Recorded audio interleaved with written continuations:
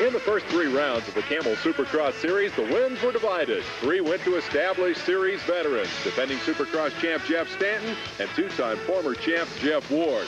The other 3 fell to teenage rookies, Damon Bradshaw and Larry Ward.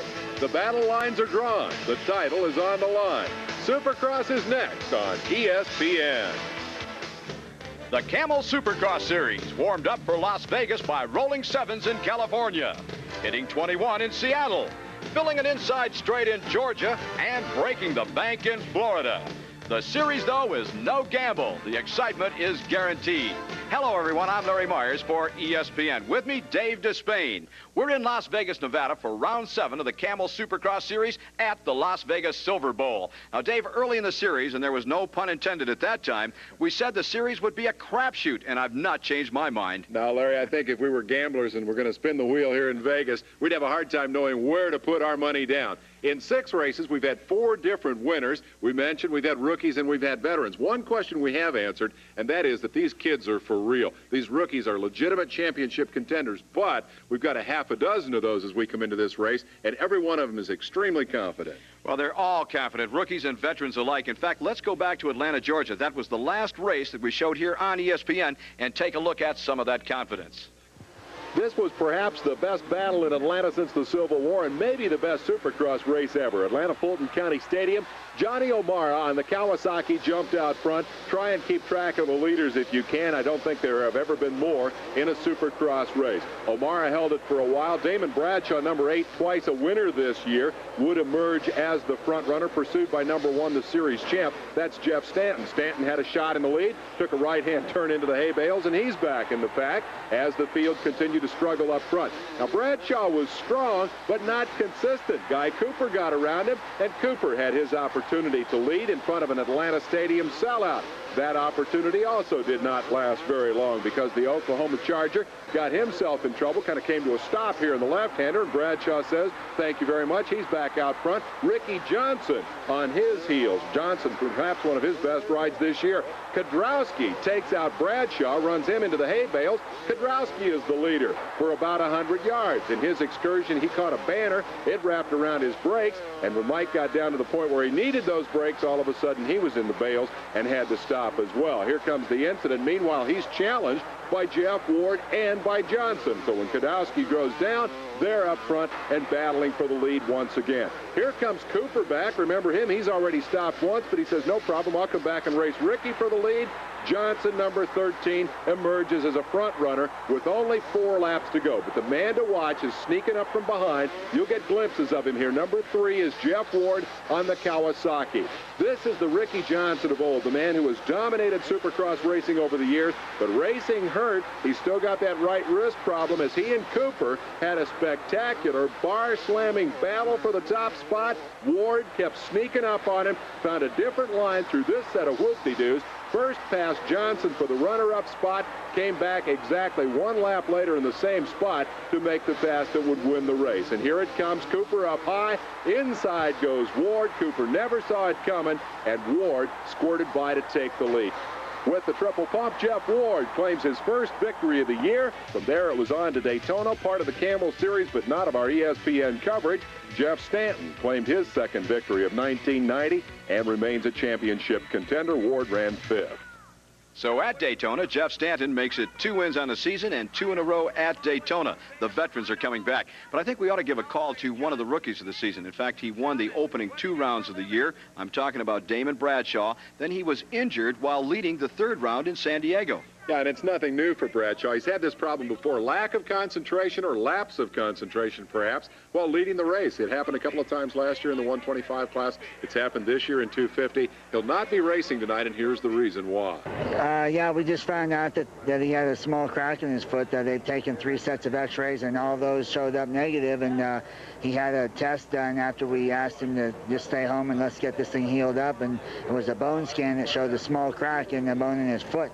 So he's in a cast from his knee down, and the doctors told him that about 10 days would really help, immobilization would help it heal up. Stay tuned to ESPN. We'll be right back. Welcome back. I'm Larry Myers. With me, Dave Despain. We're in Las Vegas, Nevada at the Silver Bowl for Round 7 of the Camel Supercross Series. Now, in just a few moments, we're going to bring to you some of the qualifying action that took place a little earlier today. But first, let's take a look at the racetrack that they qualified on and on which the main will be run a little bit later tonight. Basically the size of a football field, and it's full of twists and turns. This is an open-air stadium, and these guys are going to have their hands full with this thing. They'll take more gambles here tonight than in a Vegas poker game. It looks interesting on paper, but it really is fascinating from the seat of the Scott bike cam. Let's take a look. This video obviously shot earlier today. You get a sense of the size of the stadium here. Those seats will all be jammed with Las Vegans tonight. The track itself features long straightaways with a lot of different variations in the whoop-de-doos. The corners like this one, where you run up high on the rail and then come back, tend to be switchbacks, 180-degree corners. Because this is a football field size racetrack, it tends to be long and narrow, and it doesn't give you quite the opportunity for variety that some of the other Supercross courses have. This is where you really need the right bike setup and suspension setup. You've got to be able to get over these obstacles smoothly and quickly. The other key issue is the right line. As this racetrack is raced on all night long, the lines will change, and you got to have the right one. What are the better odds, making it around this track in one piece or getting rich playing the slots here in Vegas? For you and I, we better stick to the slot machines, Larry. We know how tough it is to make out there. It is tough, just about as tough as it will be to make the main event out here tonight. Let's take a look at the qualifying procedure, then we'll get into the qualifying action. It's no piece of cake just getting into the main event. We take only 20 riders out of more than 60 who have come here. They go into 3 heat races, and we'll take the top 5 finishers out of each of those. Then it's on to semifinals for the non-qualifiers. The first and second place finisher in the semis move up. Those who still haven't made it go to the last chance, and only the winner moves up from there. And let's take a look at heat race number 1. Out in front, that lime green Kawasaki belongs to one of the veterans. It's Jeff Ward, a 2-time Supercross champion. Ward took the whole shot, and he would not be threatened in this one. Now, right behind him is the former, or defending, I should say, Supercross champ. That's Jeff Stanton out of Sherwood, Michigan. Behind him, the French rider, Jean-Michel Bale. That's Stanton's Honda teammate. Now, that pair of riders provided a little bit of action during that heat race, but basically it was a runaway by Jeff Ward. One of the things you like to do in your heat race, Larry, is psych the other guys out. If you can blow them off in the heat the way Ward is here, it really sets you up as the guy to beat for the main event. It's a tremendous psychological advantage. And on the other side of the fence, it's good to set back occasionally and watch the lines. Now, Jeff Stanton really doesn't appear to be too concerned with the fact that Ward is winning this event. He was content. Look at that. I was just starting to say he would be content possibly to watch the lines of Jeff Ward and learn a little something for the main event. Bale finished 3rd, Doug Dubach 4th, Jason Upshaw 5th. That's the way it went in heat race number 1. Wardy start to finish. Heat race number 2, a Honda jumped out in front. Rider number 11, Mike Kidrowski. Now, Guy Cooper was in it earlier. He was passed by his teammate, number 17, Larry Ward, aboard the Suzuki, and Ward is climbing all over Mike Kidrowski. Now, Ward earlier this season won one of the Supercross events, did it, in fact, in front of his hometown crowd in Seattle, Washington, and really thrilled that crowd and, of course, thrilled himself in the process, and he has been tougher since then. I think, Dave, that once you put that win in a book, it kind of generates more wins for the future. Confidence is a big issue. You've got to know that you can beat the other guy, and once you've got that confidence, then you're willing to go out and take a chance. Now, right now, he's working on Kidrowski, who's a proven 125 rider, the 125 national champion. He's been inconsistent in the Supercross campaign right now. Oh, and Ward just about did the classic flying W over the handlebars and still pulled off the pass. Can he make it stick? That is amazing that he was able to not only maintain control, but to take over that number 1 position. I think probably Kidrowski looked over and said, I'm not believing this. And he wondered what was going on beside him, and he got off the gas so that he could see the completion of that crash that he knew was coming. But look at this. Now Ward is actually extending that lead. Question is, when you're in a situation like that, Do you slow down now and kind of protect that lead, or do you stay on the gas and try to extend it? I think he's going to go for it. That's the confidence we talked about. The confidence that comes with winning. The confidence. Whoa, and he crashed his brains out right there in the hay bales. I was about to say the confidence that comes with being able to crash but not hit the ground. Ward got overconfident, threw it away, and Kedrowski should be an easy winner in this one. Indeed, he will be. But behind him, Larry Ward, who held on to that number 2 position, is going to collect $1,000 for his efforts. It's the Coors Extra Effort Award. The media votes each evening for the rider that they feel puts forth that extra effort, and they award him, Coors does, with $1,000. Kedrowski takes the win. Larry Ward takes $1,000. Behind Kedrowski, Guy Cooper takes the number 2 position, Mike Fisher 3rd, Larry Ward 4th, and Denny Stevenson, who rides in the East Coast 125cc class, finishes in the top 5. Round number 3 of the heat race competition, and it was the former Supercross champ, Johnny O'Mara, the O-Show, number 9 aboard the Kawasaki, but followed closely by his teammate, rider number 20, Jeff Matasovic from La Habra Heights, California. O'Mara, now living in Nevada, has made the rounds not only of the states and his living sites, but of the motorcycle manufacturers. Started his career with Honda, was with Suzuki 1 year ago, making the switch in 1990. One last stab, I think, at trying to salvage something out of his career. He wants to go out a winner, trying to do the best that he possibly can for the green mark.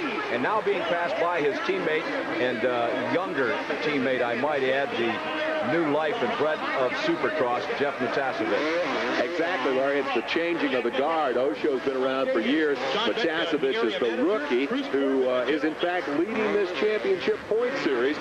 Johnny's been beat up over the years. He's suffered a lot of injuries. He's ridden hurt for a long time. Point is, you got the old guy, the veteran, being passed by the new kid. And speaking of kids, here come a couple of more from LaPorte, Indiana. Rider number 10 is Mike LaRocco, another Suzuki rider. Right behind him, his teammate, we saw just a glimpse of him, number 6, Ron Tishner out of Florida. Matasovic, though, with that great cross-up, thumbs up in the air, takes the win over O'Mara in 2nd, LaRocco 3rd, Ron Tishner is 4th, and rounding out the top 5, Dean Matson. We'll be back with more Supercross action right after this.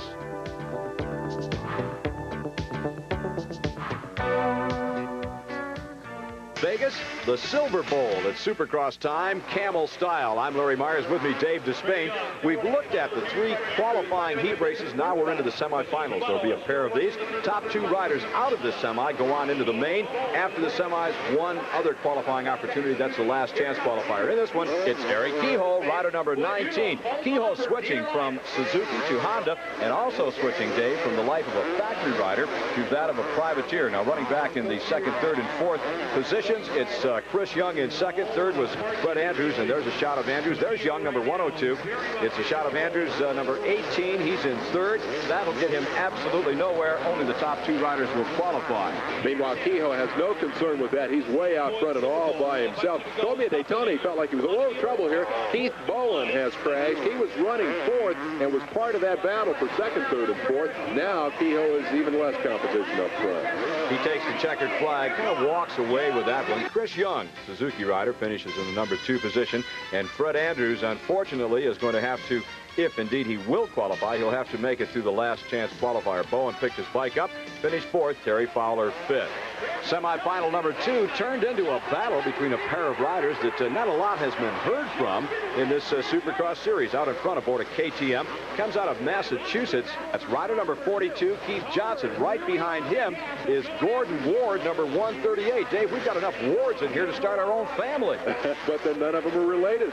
Gordon, number 42, Larry Ward, and we've already seen, and Jeff Ward are not related at all. Here's the win for Keith Johnson, but Gordon Ward is also a winner because he comes out of the semi and picks up a transfer into that championship main event. Just the last chance qualifier still to go. And Mr. Bolton, if he hopes to qualify, will have to make it through that route. Last chance qualifier, and here we are. They call this guy the king of the last chance qualifiers, and the reason is he has won more of them to transfer into the main event than any rider, I think, in the history of the sport. It's number 18, Fred Andrews, comes out of Salem, Ohio, putting the Suzuki out in front, and he'll hold on to that front-running position. He'll take the checkered flag, and he'll become the 20th rider to earn his position in that main event. That will round out the field. So he's had 3 opportunities to race on this track already: his heat, the semi, and into the last chance. He should know what's going on by the time that gate drops for the main event. We'll have Supercross action coming your way, 125 and 250 mains right after this. Welcome back. I'm Larry Myers. With me, Dave Despain. This is round 7 of the Camel Supercross Series. We're in Las Vegas, Nevada at the Silver Bowl. Now, earlier in the program, we showed you qualifying for the main events. The mains will be coming up very, very shortly. But before we get to them, let's take a look at another bunch of youngsters that were doing some racing out here on this Silver Bowl track. Racing indeed, Larry. Hundreds of amateur riders all vying for the opportunity to race in the Amateur Championship Series finale in Oklahoma City at the end of this campaign. We're going to show you the names of the winners and some of the best of the action.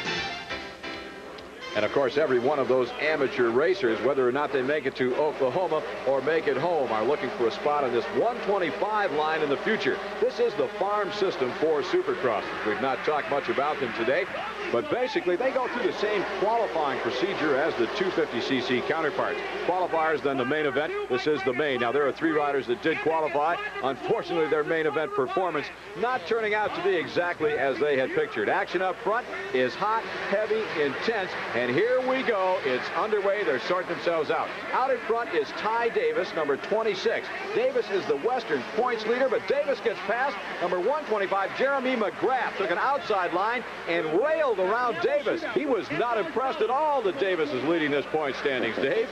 No, indeed. Davis is twice a winner this year. The other guy who figures in this is number 43. He's running 3rd right now, and that is Michael Craig, who's also won a race this year. But for the moment, the story is the charge of McGrath. He is on the gas hard. So far tonight, it's been a great night for Kawasaki, by the way. This is the 125 version of the Green Machine. There's another rider that has taken an off-track excursion. He's all right, up, and hopefully he'll get back at him out of this race. But they'll try to get as much riding time. That's why they fall and come back. They try to get as much riding time in as possible. I mentioned earlier this is the farm system, and I can't think of a better term to describe it. It's a training ground for up-and-coming Supercross stars, the stars of tomorrow that will be competing on the 250cc machines. Countries divided into eastern and western regions. East region, of course, rides only against other riders within the region. And that gives more riders a chance to ride in front of huge crowds in the Supercrosses. And, whoa! And the second place rider will have to go back. He's okay. It was Ty Davis. Just out of the corner of my eye, I saw Davis kind of butt into that whoop-de-doo, or that little jump, and it looked like he was going to come unglued, but Davis was able to save it and hold on to that number 2. No, he was passed. Number 43, Mike Craig, has taken over the number 2 position. He made a good recovery and didn't lose much racetrack, but the problem for him was that Craig was right on his rear wheel, and now we got somebody else back there way out of shape. That was Vince Devane getting it real sideways. Number 97 gathered it back up and kept going. Now, the 125 class, you know, we call it a training ground, but I have to think that the 125s are probably more difficult to ride and control on the racetrack than the 250. Reason is the lack of power. They have all of the handling characteristics that the 250 have, but they don't have that power to get them out of trouble. And also there's a thing called a power band. If you drop off the power band or you decrease the revolutions of the engine, it's harder to get that small engine worked back up to speed. So when you make a mistake on a 125, it's much more difficult to recover from than on a 250. So that was the real problem with Ty Davis. He only lost a few yards, but he did put one rider in between himself and the leader, so he's got to go to work. If he wants to finish in that number 1 spot, he's got to go to work to make the pass. And look at there. He finds a good line to the inside. He actually got by Craig. Craig come back, squared it off. They were side by side going through the next corner, and Craig carried him all the way out to the wall, and he had no choice. Let's see what happens. No, Dave, right there, he could have come back and done the same thing to Mike Craig. He should have put that wheel out in front of Craig and forced him into the wall and had Craig shut off, but he didn't do it. I don't know. Where did nice guys finish in Supercross? 3rd in this case, and I don't know whether Davis is just saving himself for a later move or not. He may be taking the measure. We'll find out when we come back. meet, Dave Despain. Jeremy McGrath continues to lead this 125cc main event. He's number 125, as a matter of fact. We're in Las Vegas, Nevada at the Silver Bowl. It's round 7 of the Camel Supercross Series. We're looking at 125 action still to come, the 250 class. The battle on the racetrack has been between, for the last several laps, Mike Craig, number 43, and number 26, the existing points leader in this 125 Western Division. Now, those two riders, Dave, have been all over each other. Well, they've been all over each other tonight, Larry. They've been all over each other all season. Number 26, Davis, is twice a winner this season. And number 43, Craig, has won one previous race. So as he tries to hold off Davis, this is not the first time they've been engaged this season. Jeff Hemmick is the other guy who has won a race. He hasn't shown himself up front yet. For now, these two guys are racing for second spot because Jeremy McGrath hasn't covered. Well, we talked about the Camel Points Series, or the Camel Supercross Series, I should say, this being round 7. It's only round 5 for the Western Region 125 class. Now, because of that split, we do come out with some uneven numbers. So we want to quickly point out that when we get into the 250s, we'll be talking about round 7. Here it's round 5 for the 125cc class. Our leader continues to be Jeremy McGrath. He's out front. And there's your second place man, Michael Craig, rider number 43, with Ty Davis, number 26, holding down the number 3 position. Good action in this 125 class in the Silver Bowl in Las Vegas. Davis seems to have lost the pace now. Craig is pulling away, and that's got to be frustrating for Davis because he needs those points to stay out front. He's in danger of falling into the clutches of Ryan Hughes here, who's the 4th place man, and he could make it a Kawasaki sweep as McGrath keeps extending it up front. See the gap back to Davis? He's definitely lost the rhythm, and the 4th place guy is now closer to him than he is to second place. Well, one of the reasons this 125 class is so good and so is exciting is there are so many riders out there that are equal on motorcycles that are equal. Now, Jeremy McGrath has not won one all year. He's looking for win number 1. Michael Craig won the opening round, and he's not tasted the checkered flag or the champagne of victory since that point. Ty Davis winning the last 2, and look where he is, settled back in the number 3 position.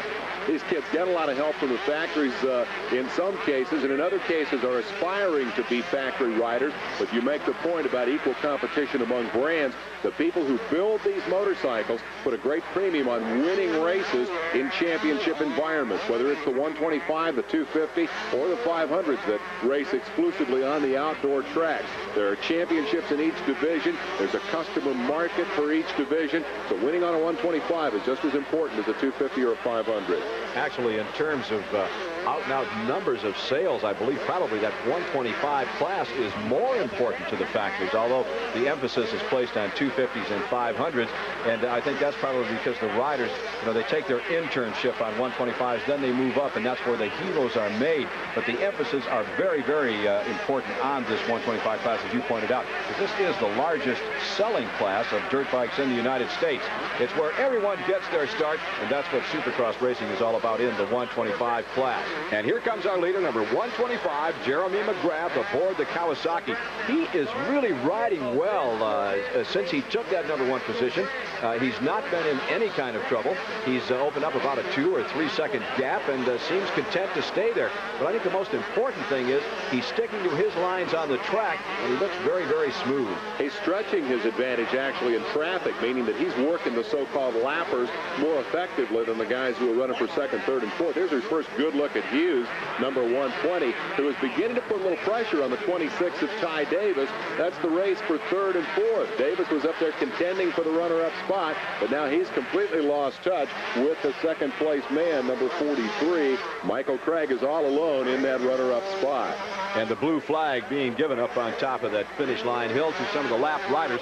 What that blue flag means, for the benefit of those of you that have never experienced Supercross racing in the flesh, it means that you are being lapped. There's a faster rider coming up behind you. It doesn't necessarily mean move over, get off the track. It just means hold your position. There's a guy coming around you, and you're not supposed to race with him. Now, one of the things that happens when you're being challenged for a position, as Ty Davis is behind Michael Craig, number 43, he's being challenged, and he has to worry about that rider coming up behind him. He needs to protect himself in the corners. When he does that, he's not able to really get the drive necessary to gain ground. So Davis has 2 things on his mind. He has to worry about catching Michael Craig. He has to worry about keeping Hughes behind him. Hughes is closing and working the traffic very well. It's a real problem for Davis because he's got to be looking two ways. The slow guy's in front of him, the fast guy coming behind. This guy is clear of traffic for the moment, and I think it looks like Jeremy McGrath has things pretty well his way right now. He's got a clear racetrack and a huge lead over the 43 of Michael Craig. Well, when you're out in front and you have a lead, it matters not where you go as long as you stay upright on two wheels. If someone is pushing you, and again, we'll go back to Hughes and Ty Davis, when someone is pushing you, you have to be very, very much aware of where you're going. The guy behind you has the advantage in that situation, Dave. He can see what your lines are. He can see where you're going, so he knows where to go, and that obviously is where you're not. And that's what he does when he tries to make a pass. If you have a lead, if your position is all alone on the racetrack, no one to threaten you, then you can pick lines that range from A to Z, and it really doesn't matter. Keep it up on two wheels, keep the throttle turned on, and you're going to be safe. This could be a big victory for number 125, your current leader, Jeremy McGrath. Third in the point standings. He's only 5 behind the second place man, Michael Craig, in terms of points. It pays 25 to win one, 22 points for second. So if the second place man, Craig, hangs on to his spot, McGrath can't pass him in the points, but they'll be just 2 points apart in the race for second. And perhaps more importantly, Davis is going to lose ground. He had a big lead coming in of 27 points. So the victory could be crucial in terms of point standings for all of the top 3 riders here. Another reason, Dave, to accumulate as many points as possible. At the year end, the season finale for the Camel Supercross Series, that'll be in the Los Angeles Coliseum. There will be a major meeting between the East and the West regions in the 125 class. Top 10 from the final standings in the East will meet the top 10 from the final standings in the West. And they're going for a $10,000 purse. Now, when you're a young and up-and-coming rider, to get a hunk of that 125, a big payoff, that $10,000, well, it's pretty important to get those points and to, even if you're not leading or second or third, the points are just so important for these young men. Well, that's a lot of cash to race for when you're a teenager, and it's a measure, I think, of the growth of Supercross racing as the top flight guys, the 250 featured class in this division, make more and more money through the involvement of more and more sponsors. Then it trickles down, and these guys get a shot at bigger bucks. They're sort of the halftime show, if you will, here at these events. But as you can see, the level of competition, the quality of the motorcycles, the quality of the riders is steadily improving just as the 250s are moving up as well. So it becomes more lucrative for everybody, and that just means the sport is healthy. To add just a little credibility to what you just said, last year's shootout, that big shootout for the $10,000 at the LA Coliseum, turned out to be a race between two of the present-day 250 rookies, but stars, Damon Bradshaw and Mike Kidrowski. The checkered flag out to Jeremy McGrath. He wins his first one of the season, and he has got to be happy. He's moving closer to that number 1 spot. Of course, that one's still being held by Ty Davis. And look at there, he goes over and gets the big old high five, if you can get a high five when you're on a bike. Mike Craig holds on to finish second. It was Ty Davis in third. He held off the charge of Ryan Hughes. Let's go to winner's circle. Jeremy, you have got to be pumped. Yeah, got a real good start. Felt good in the heat race and everything, and just got out in front, and it was a little easier to work from the front. And here's the impact on the standings. McGrath closes up on Craig. Davis' lead shrinks a little, but he's still on top of that Western division. We'll be back with the featured main event for the 250s right after this timeout from the Las Vegas Supercross.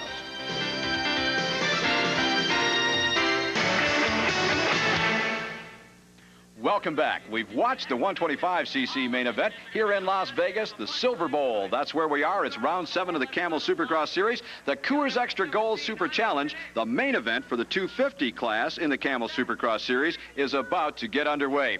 Now, before it does, let's take a look at what I think most riders would agree is the most critical part of any race. Got to be true, Larry, and that's, of course, is the start. The guy who's been the master of the great start this year, operating most effectively off that gate, is the guy they call the doctor, Doug Dubach.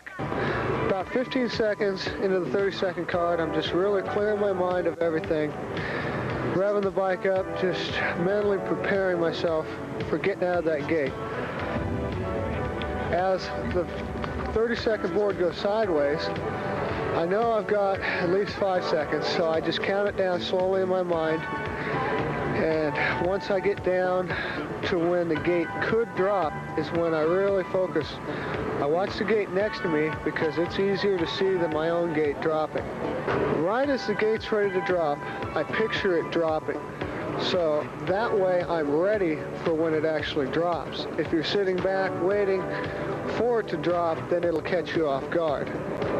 So as that gate's dropping, I'm already have pictured it going down. And, of course, that same procedure, Dave, is going through the minds of 19 other riders that are all preparing for that start. In supercross competition, probably more so than any other form of motorcycle racing, the start is extremely critical. The corners are very, very tight. Passing is difficult. So, obviously, if you can get the hole shot, if you can get that lead right off the bat, you'll have the opportunity to put a little bit of distance between yourself and the guys that are charging up through the pack. The 30-second board is up. When that card goes sideways, it's a signal for the riders to have their bikes in gear and to really start concentrating, as Doug Dubach said, on that fair start starting gate that is right in front of them. They'll start revving the engines right about now. They're set to go. As soon as they see that gate wiggle in the slightest, they're going to drop the hammer, and there they go. Round number 7 of the Camel Supercross Series is off. We've got a problem right off the bat. There's Mike LaRocco, Ronnie Tischner's Suzuki teammate, and Jeff Ward. He was involved in it.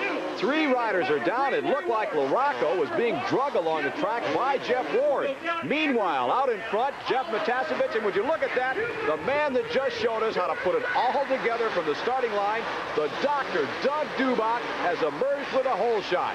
Number 7, he's your leader on a Yamaha. Behind him, Matasevich. Then comes Stanton. Let's go back and take another look at that disastrous crash for the Suzuki. Mike LaRocco runs into the back of his teammate, number 17, Larry Ward. Ward keeps going. LaRocco's body swings out and smacks the back of Jeff Ward's motorcycle. He falls off. Tischner, another Suzuki rider with nowhere to go, becomes the 3rd man involved. Well, fortunately, all 3 riders got up from that one. LaRocco has not gotten back into the race as of yet. Tischner and Ward hovering around the back part of the pack. Up front, though, it's the Dr. Doug Dubach. Rider number 7. Here comes Matasevich on the inside. Now, Matasevich has been the early leader in most of the Supercross events that we've run to date. And Matasevich is looking for that position right now around the outside as Dubach stumbles just momentarily. And I think the reason he stumbled is he wanted to go high, Dave, but he had to hit the brakes to avoid hitting Matasevich, and that left him nowhere to go except a little bit sideways, a little bit squirrely, but he held on to that number 2 spot. Matasevich out in front, as I started to say. He's been the leader throughout the series, but he's had a habit of fading. I wonder if he'll be able to keep it all together in this one. Now Jeff Stanton goes to the outside of Dubach. He takes over the number 2 position. Stanton was running through his mind. He was saying, hey, they're not getting away from me this time. I'm holding on to this one. And look at there. Dubach is really falling back. Number 17, Larry Ward, has jumped into the middle of it. And there's the French rider, Jean-Michel Bayle. And Dubach is all the way back to the number 5 position. And right behind him comes Guy Cooper, number 4. Dubach has really had his hands full, and he's not done yet. He had a great start, but it's certainly gone sour in a hurry as he's fallen from 1st to 5th. Man on the move is Bayle, number 22.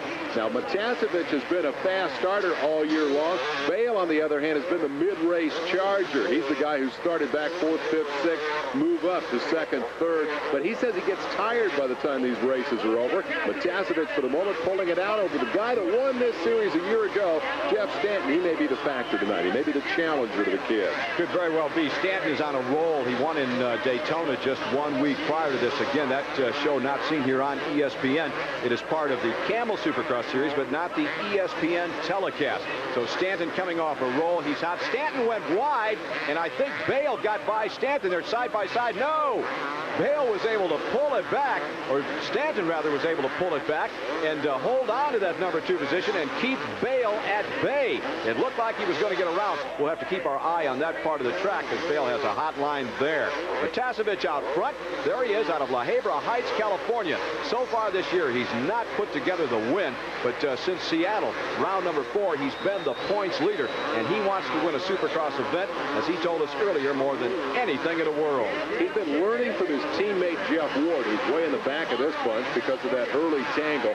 Matasevich is the young, up-and-coming rider, 20 years old, as we watch Bayle again make the challenge on the defending series champion. That by he just blew right by Jeff Stanton in exactly the same spot, Larry. He tried it. He saw it would work. He came back and made the move, and now Stanton will try to reattack. But I think Bale's got him covered. I don't understand why Stanton was in that position 2 times in a row. He knew, I mean, he must have known that Bale was going to try to make the pass there, and he gave him every opportunity, and Bale said, hey, you're going to open the door. Son, I'm going through it. We'll be back right after this as Matasovic leads, Bale running. Dave Despain, we're bringing you Supercross action from the Silver Bowl in Las Vegas, Nevada. It's round 7 of the Camel Supercross Series. Jeff Matasovic, rider number 20, is your leader. Earlier, we talked to Matasovic about what it would take to keep it all together and take the checkered flag on this racetrack here in Nevada. This track's going to have to ride really smooth and consistent. There's a lot of whoop-de-doos, jumps, and a lot of areas to lose a lot of time or make up time. So staying really smooth and consistent, I think, is going to be the game plan here tonight. Well, the game plan is working well for Matasovic out front. Meanwhile, being smooth and consistent back in the number 3 position is rider number 1. We just had a shot of him. Here he comes heading into the camera. Jeff Stanton, the defending Supercross champ. Jean-Michel Bale, just to the right of your screen, disappearing. Number 22 is holding down the number 2 position. So this one right now belonging to Matasovic. But so many times this year, Dave, we have seen Matasovic be smooth. We've seen him be consistent out in front, but each time he seems to run out of gas. Well, yeah, his arms were pumping up in the first couple of races. He got into tangles with other riders. Got into a shoving match with Larry Ward, the eventual winner at Seattle. He's never really been able to put together a whole race. But I think the kid is really maturing. He's riding a whole lot more brainy race here tonight than he's ridden all season long. And you see the payoff. Look at the gap back to Bale. Bale is not closing on Matasovic at all. And to me, Jeff looks very much like a winner tonight. He looks like a kid who can go the distance. And it's the first time this year he's looked that way. Well, earlier this evening, you talked about confidence. If Matasovic looks over his shoulder, he's not going to see the front wheel of Damon Bradshaw. He's not going to see Larry Ward. He's not going to see his teammate Jeff Ward. He's going to know that he's alone right now in that number 1 position. So that confidence factor could be telling its tale out here in this Las Vegas track. Bale is one of the guys who interests me as we watch him come by in second spot. This is the world champion. He's got a big lead over Stanton. He's got a big gap to make up to Matasovic. Bale doesn't seem to have the endurance that to me would mark a world champion. He's not able to close this gap on Matasovic as we see him come around. He's a full straightaway behind. He doesn't have the stamina. He's not in top shape. I don't know, maybe it's the American living doesn't agree with it. Here's the rider on the move, as you mentioned earlier, number 11, Mike Kidrowski. He's coming up to challenge Doug Dubach. You recall Dubach was the early leader in this one. And Dubach is currently running in the number 4 position. Kidrowski in 5th, looking to move into 4th. He went wide. Dubach was able to square it off, squirt down to the inside, and hold on to that number 4 spot. Dubach looked over his shoulder and said, where did he come from? He grabbed a handful of throttle, and now he's opened up about a 5 bike length lead over Kidrowski. Here's Matasovic lapping Chris Young. Quite a story. Young rode both main events tonight. Made the 125 class, came back to ride the 250. He's a tired puppy. Oh, that's got to take something out of it. You talk about an Ironman. Here's that battle for the number 4 spot. Dubach still holds on, and Mike Kidrowski now has moved up to his rear wheel. Man, he is all over him. Talk about the pressure. Dubach can not only see him, they have developed a sixth sense, and he knows he's there. He can feel him there, and he's trying to anticipate the lines that Kidrowski is going to take, and he's trying to put himself in that line. Look there. Whoa, and Kidrowski did a ram number on Dubach, and he paid the price. You don't see that very often, but Dubach came out of that one the winner. Let's take another look, Dave. Self-inflicted penalty right here. Kidrowski clearly in the wrong, came in, banged him from the inside. 9 times out of 10 what happens is it'll knock the outside guy into the hay bales, and the culprit will keep on trucking. This time Kidrowski lost the front end and fell down. The Coors Extra Gold Super Challenge main event is just about halfway over behind Matasovic. Just a second ago, we saw that big number 10 on the Coors scoreboard, indicating 10 laps down, 10 laps to go before this one is history. Now, if Matasovic is going to run out of gas, this is just about the point that it will happen in. Now, that, of course, is based on previous races that we've watched Matasovic in, but it looks to me like he really has this one under control. He's got it all together. I hope for his sake that he can keep it up, because I think that is going to give him the incentive he needs to not only win more races before before this year's over, but to go on and capture that flag. And it would be good to see a youngster come up and do something like that. Dubach, meanwhile, is all alone in that number 4 position, and he's got to be gloating back there. There's the rider in the number 2 spot, Jean-Michel Bayle, the French world champion. Big gap from Bayle back to the 3rd place man. I'm curious about Jeff Stanton. Here he comes through the whoop-de-doos. He's lost the pace. The rhythm is terrible. He's shaking his head. There's something wrong here. It's got to be the motorcycle. I don't know if it's suspension, a handling problem, engine, or what, but he's not a happy camper. We'll be back with more right after this. Nevada. There's a man that's been spinning nothing but double zeros on the roulette wheel all night long. He's your leader, Jeff Matasevich. This is round 7 of the Camel Supercross Series. I'm Larry Myers. With me, Dave Despain. If you've just joined us, you've missed a lot of exciting Supercross action. Back in the pack, there's Larry Ward. There's a call to number 6, Ron Tishner. You remember on the opening lap, the opening corner, Tishner, number 6, crashed his brains out. He was dead last, and he has really worked his way up through the pack. He's come on a long way, while his teammate, Larry Ward, number 17, is faded. The other guy that deserves a call in there is the 23 on the Kawasaki, Mike Fisher. Now, this is your battle for 5th, 6th, 7th, 8th position, and Ward is around Fisher as he picks up a spot. He was your Seattle winner earlier this year. Now, earlier in the race, Ward was challenging for one of the front-running spots, but a boo-boo on the track slid him backwards, so actually he's on his way back. There's the rider in the number 4 spot, number 7, Doug Dubach, California rider, earlier today doing a feature on Dubach and hole shotting, and Dubach did us the favor of coming right out and leading, but he's worked his way back. Well, I think the guy that really deserves the mention here is number 6, Tishner. He was on the ground and literally the 20th place guy when this thing got underway. Not only 20th, but 20th with a big gap, having had to let the rest of the field go. And now for him to have moved into the top 10 is a very impressive ride. He's challenging Kudrowski here, who had to pick himself up off the ground. Nobody is challenging this guy. A thing called adrenaline. How many times have we seen it? A guy picks himself up off the ground. He just pounds the racetrack. He almost puts himself in a different world. He finds lines that no one else can see. He's able to go through the corners a little bit faster than anyone else on the track. Tishner is doing that right now as he charges through the pack. Jeff Matasevich, La Hebra Heights, California, is just taking this Las Vegas Silver Bowl track by storm. He is really putting it together. You know, the thing that's amazing about this is how different it is from any of the races we've seen all year. Every single Supercross main event this season has been a dogfight, and this guy has turned this one into a cakewalk. Matasevich is checked out. He's gone. Need to give credit where credit is due. We've referenced a couple of times throughout this main event and earlier telecast that Matasevich was not able to hold down that number 1 spot, that he was folding either under pressure or conditioning. We could only imagine what the problem might be. No folding here tonight. He is really putting together a fine race. He's smooth. He's hitting his lines consistently.